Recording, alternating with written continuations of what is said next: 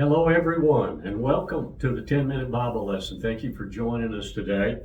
We appreciate it. So we've seen that while the children of Israel have been at Mount Sinai, there's obviously been some really big things that have happened. One of the things that happened is God, think about this, God descended upon that mountain. And not only did that, but God spoke where they heard his voice. In fact, he spoke the 10 Commandments to them. And to me, that's just, it's an amazing thing. Now, not only that, but God gave the children of Israel a law. Now, and I'm not talking about just the 10 Commandments, that's part of the law, but he gave a very detailed instructions about how to live and how to conduct their life. And that was given to them. And all of those things happened there. Now, God had called to Moses. And here's what God said, and it was in Exodus chapter 24, verse 12. Let's read that. Then the Lord said to Moses, "Come up to me on the mountain, and be there, and I will give you tablets of stone, and the law and the commandments which I have written, that you may teach them." Now, I knew that God had written with his finger on the tablets the 10 Commandments. That's what he did. He did that. But when I'm reading this verse, it sounds like that, and I'm not making a big deal out of it, but it almost sounds like that God also wrote the extended law. And I don't know whether God actually wrote the extended law or that he told Moses and Moses wrote it. Because I know that in verse 4 of chapter 24, Moses said that he wrote it down. I mean, God gave him the law and he wrote it down. And it's not really a big deal one way or the other. It just kind of, I don't know. What do you think about it? I just wondered, did God actually write out? Now, I'm not talking about 10 Commandments. I'm talking about the whole law that he gave to them. So did Moses do it or did God do it? I don't know. Listen, while Moses was up on that mountain with God and the children were below, then they could look up obviously and see that mountain and see what was happening there. I mean they could just, well, let me just read it for you. It's in Exodus chapter 24 verse 17. This is what they saw.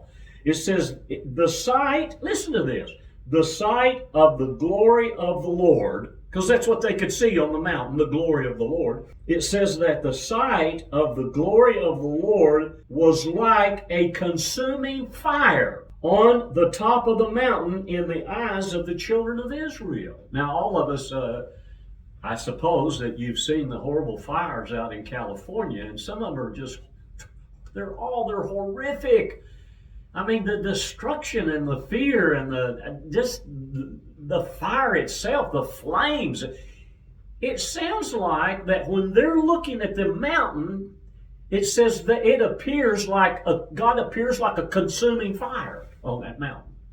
So I thought that was interesting. Now, I wanted to ask you a question. Do you know how long Moses stayed upon that mountain? Do you have any idea? Well, let's look, and the Bible tells us in Exodus chapter 24, verse 18. Let's read that.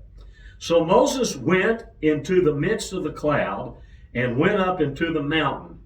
And Moses was on the mountain 40 days and 40 nights. Listen, if you guessed 40 days and 40 nights, you would be absolutely right. So he was up there. That was a long time. What was Moses doing up there for 40 days and 40 nights? A lot. In fact, God was, I'm just paraphrasing this, but God was unloading on Moses' instructions. Oh, my lands. What was it that God was telling him? Listen, he was receiving very detailed instructions on how to construct the tabernacle. And not just the tabernacle or the tent, but all of its furnishing. The Ark of the Covenant, the mercy seat, the golden candlesticks, the table of gold, the altar of incense, the burnt offering, the laver, all of those things God was telling Moses. That's not all he was telling him. He was telling him how that he wanted the garments of the priest made. In other words, Aaron was going to be the high priest, and he would have a very special garment. His sons would have garments too, and God was giving instructions, and that's not all. Listen, God was giving detailed instructions about the sacrifices that they were making, all different kinds of sacrifices. So this was an enormous amount of information that God was delivering to Moses. I mean, I'm glad. Aren't you glad you're not Moses? Just give me enough in a thimble. That's about all I can handle. I can't handle a whole lot of information. Moses was taking all this in, but listen, while Moses was up there, while Moses was up on the mountain, something was going on down below among the children of Israel. And I can just tell you, it was not good.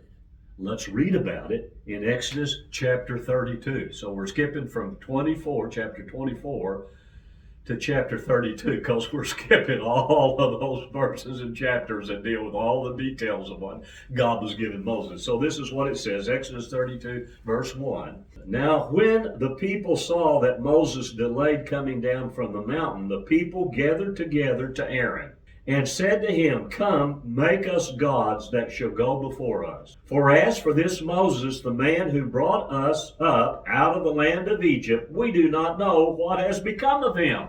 So listen, while Moses was gone, the people came to Moses' brother. Who was Moses' brother? It was Aaron. And what did they do? Listen, they told him to make them a god. Now, what do you think that Aaron did? How do you think Aaron responded to that? Did he say, I will not? Absolutely, I won't do that.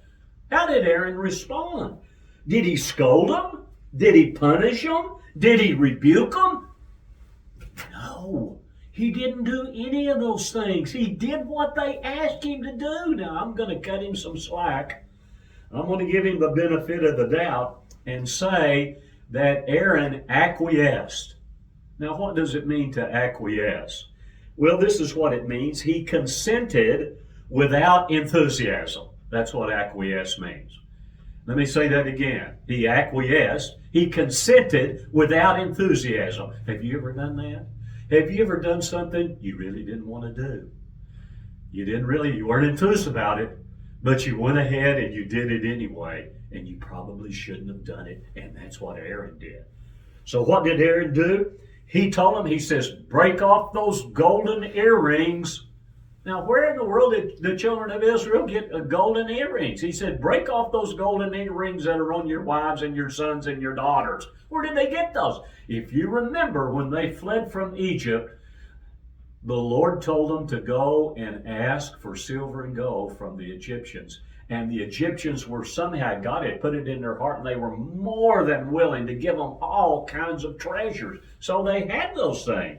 Well, let's go ahead and read about that in Exodus chapter 32, verse 4. This will be our last verse. And it says, and he received the gold from their hand, and he fashioned it with an engraving tool, and made a molten calf. Then they said, This is your God, O Israel, that brought you out of the land of Egypt. Now you remember the second commandment that God spoke to them. And they were terrified. In fact, they told Moses, you speak to us. We don't want to hear God, lest we die. They heard God say, the second commandment, not to make any image of anything in heaven or earth and bow down to worship. And they've already broken it. Oh my. Oh my, oh my. Listen, this is not going to turn out good. Do you think what do you think God is going to do and going to say? We're going to have to wait till next time to find out. Okay, I think you'll enjoy it. I want to encourage you to tune in. But thank you for joining us today, and I hope you have a really good week.